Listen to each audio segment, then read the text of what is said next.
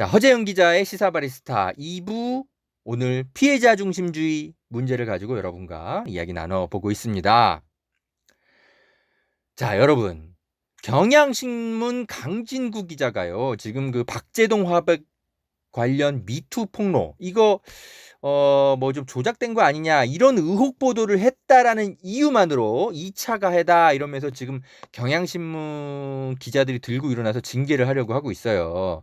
경향신문 독립언론실천위원회라는 곳이 있는데, 여기서 이제 징계를 요구하고 8월 12일 날 오전 10시에 경향신문에서 실제로 징계위원회가 열린다고 확정이 됐네요. 경향신문 독립언론실천위원회 위원장이 누군가 보니까 유희공 기자네요. 유희공 기자. 네, 그래요. 자, 제가 뭐 유희공 기자를 뭐 평가하려고 뭐 오늘 이 방송 준비한 건 아니니까 일단 넘어가겠습니다. 자, 여러분, 제가 하고 싶은 말은 뭐냐? 이날 저랑 함께 경향신문 앞에서 만납시다. 모여서 강진구 기자 좀 우리 응원해 드릴까요? 꽃다발 좀 전해드리고, 강진구 기자 힘내라 구호 좀 외치고, 경향신문에 엿 좀 던져주고 우리는 밥 먹으러 갑시다. 함께 가실 분들은 이 방송에 제가 그 공지사항 그 댓글로 올려놓을 테니까 남겨주세요. 그리고 제가 그 강진구 기자 징계 반대 서명 운동도 지금 하고 있거든요. 그거 링크도 제가 해놓을 테니까 서명에도 좀 참여해 주세요. 네, 링크 남겨놓을게요. 자, 여러분, 2차 가해라는 말 여러분 좀 어떻게 들리십니까? 과연 강진구 기자는 성폭력 피해자에게 2차 가해를 한 걸까요? 자, 저는요, 그럴 수도 있고 아닐 수도 있다고 생각해요. 그건 사람마다 판단이 다 다르고 좀 고민해 볼 주제예요. 제가 그걸 부인하지는 않습니다. 그런데 제가 좀 화가 나는 건 뭐냐면, 자신들과 그 피해자 중심주의라든지 뭐 이런 그 특정 페미니즘 이런 거에 대한 판단이 자신과 다르다는 이유로, 뭐랄까, 같은 기자로서 이렇게 행동해도 되는 건가 싶은 겁니다. 그러니까 기자는요, 여러분, 진실을 쫓아야 되는 게 이 기자라는 직업인의 최종 목표거든요. 기자는 일반인과 달라요. 그래서 이 기자들끼리 특정 기자의 기사를 상대로 무슨 토론도 해보기는커녕 징계부터 넘긴다는 게 이게 지금 말이 되는가? 저는 이 경향신문의 이 젊은 기자들 상대로 문제의식을 갖고 있는 겁니다. 아니, 저도 젊은데, 진짜. 제가 아직 만으로 39밖에 안 됐는데, 모르겠습니다. 아무튼, 여성운동가 권김현영 씨의 책을 제가 계속 좀 소개해드리고 있는데요. 성폭력 2차 가해와 피해자 중심주의 문제라는 글에서 이분이 이렇게 밝힙니다. 2차 가해라는 용어는 진상조사 자체를 불가능하게 만드는 방식으로 남용되었고, 피해자 중심주의라는 담론은 피해자의 주관적 감정에 지나치게 독립적 권위를 부여하는 방식으로 오용되었다. 공론장에서 계속 합의되고 갱신되어야 하는 성폭력 판단 기준에 대한 논의는 좀처럼 진전되지 않았다. 이렇게 써요. 자, 2차 가해라는 말이 아예 진상조사를 불가능하게 만든대요, 이분은. 보세요, 여러분. 2차 가해라는 말. 굉장히 강력한 효과를 냅니다. 뭐냐? 너, 뭐야? 미투 폭로자를 의심해? 너 그런 말 하면 문제야? 이런 확실한 경고를 주게 되는 거예요. 지금 강진구 기자에게 경향신문이 하는 것처럼. 여러분, 토론보다 강력한 무기가 딱지 붙이는 겁니다. 낙인 찍는 거예요. 너 2차 가해자네. 뭐야, 내가 성폭력 2차 가해자야? 어이구, 그럼 어떻게 해야 돼? 그리고 주변의 지인들도 뭔가 좀 멀리하게 만들고, 그렇죠? 고립시키는 효과를 가져와요. 그래서 이 권김현영 씨가 이제 이런 그 지적을 계속 하는 겁니다. 제가 더 책 속에서 읽어드릴게요.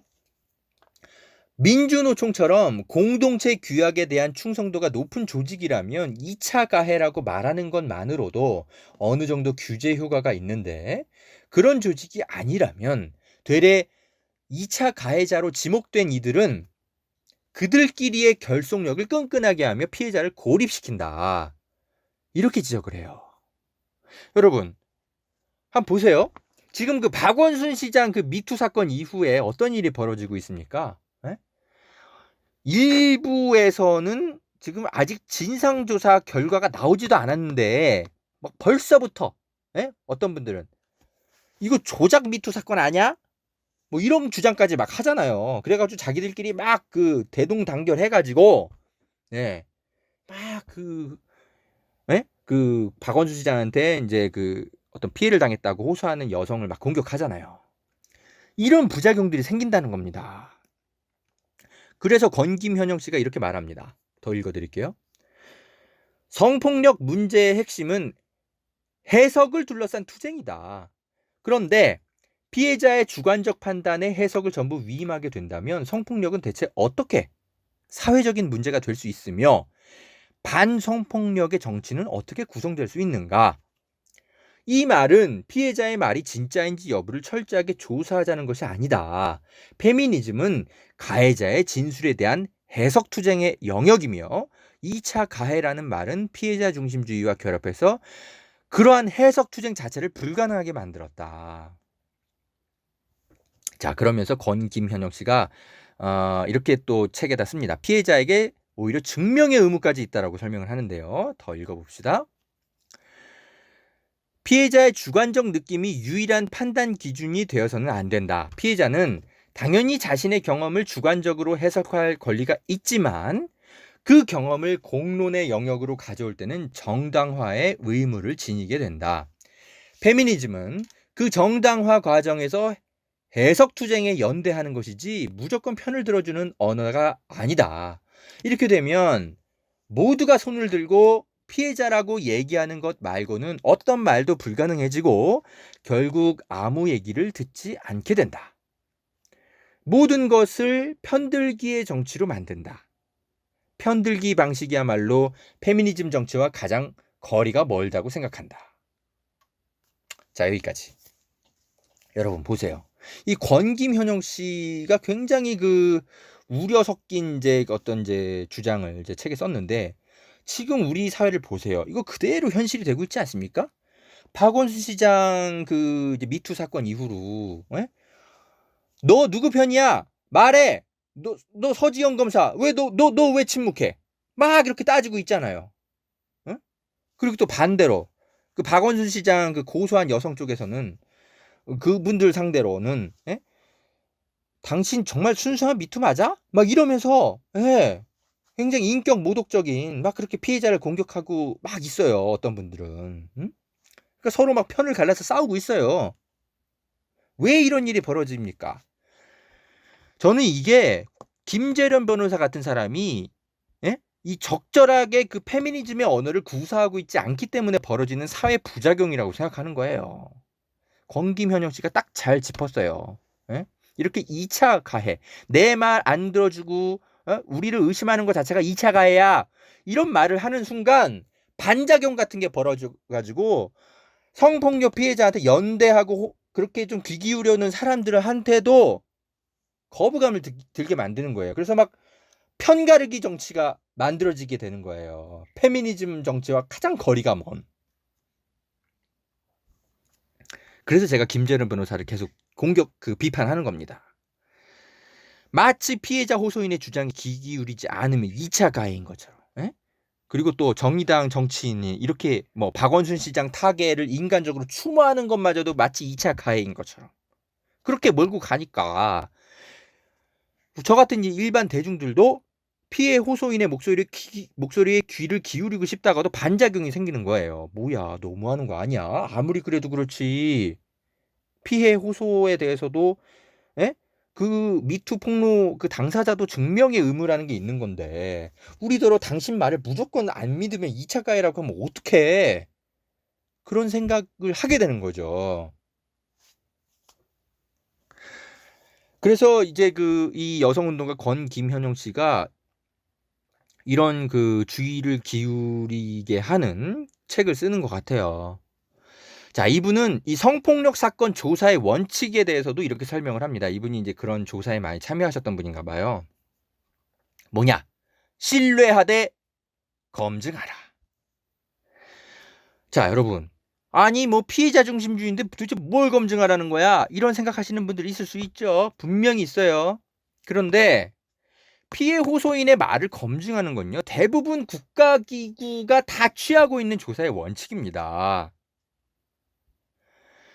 미 연방 고용기회균등위원회라는 곳이 있어요.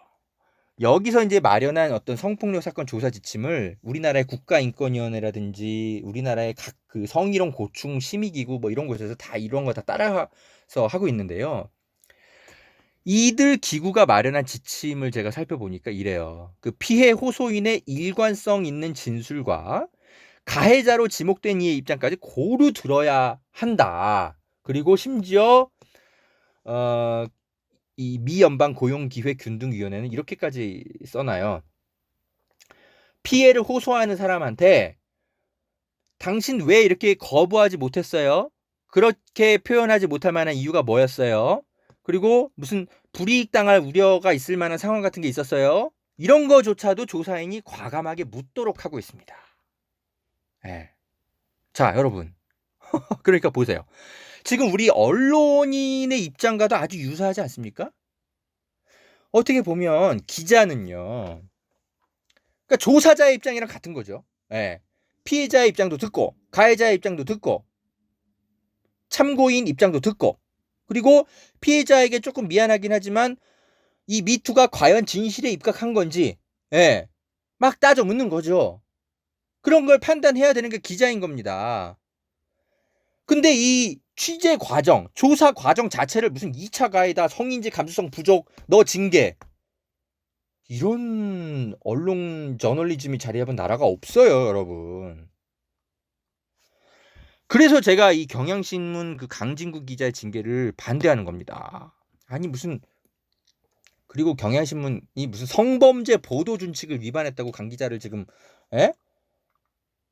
징계위에 회부했는데, 박재동 화백 관련 이 미투는요, 여러분, 성범죄로 확정된 적이 없어요, 아예. 피해자라는 분이 형사고소도 안 했다니까요.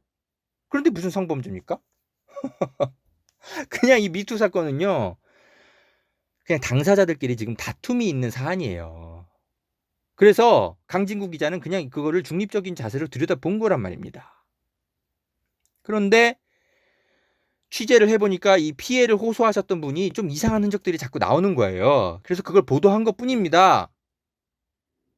박재동 화백이 무슨 성범죄 혐의자로서 수사라도 받았다면 당연히 성범죄 보도 준칙에 의거해서 보도를 해야 되겠죠.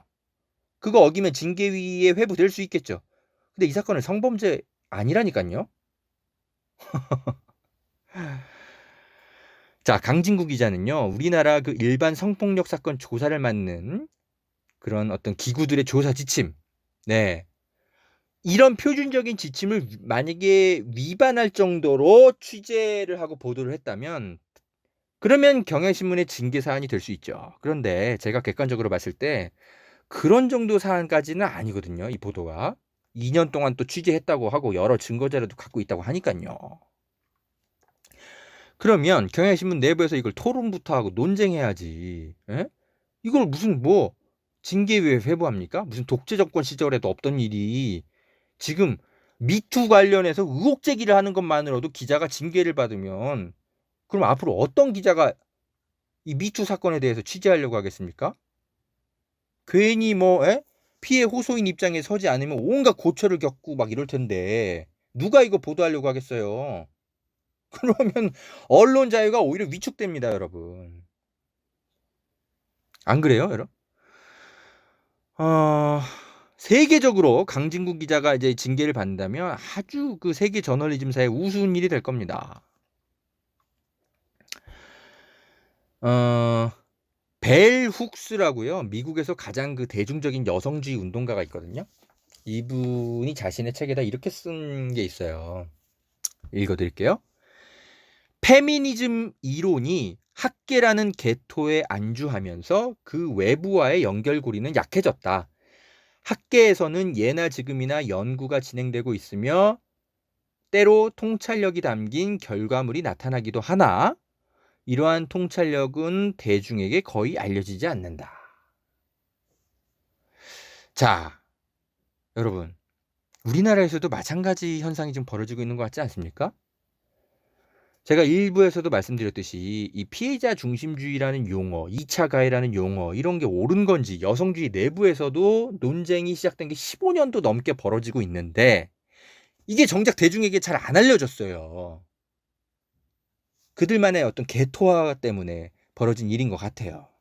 그런데 경향신문과 대부분의 언론들이 지금 마치 피해자 중심주의가 뭐 페미니즘에 확고히 자리 잡은 절대 원칙처럼 그렇게 대중에게 설명하고 여기에 안 따르는 기자는 징계하고 칼럼이나 기사를 막 삭제해버리고 있어요.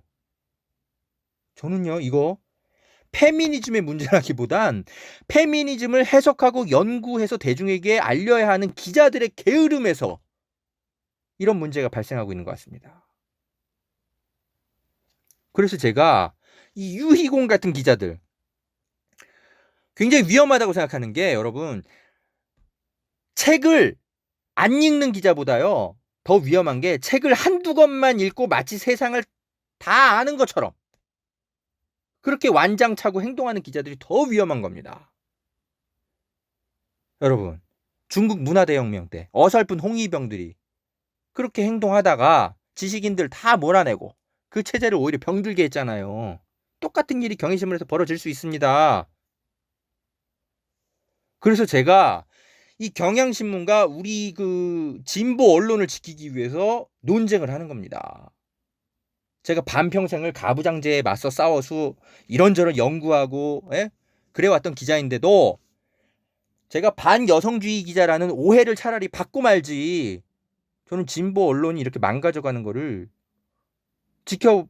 이렇게 그냥 지켜보기가 힘들어요. 싸웁니다. 어쩔 수 없어요.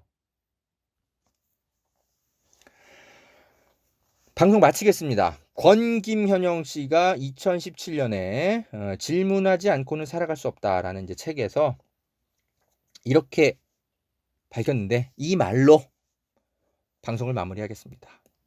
우리에게는 더 나은 것이 무엇인지 논쟁을 할 권리가 있다.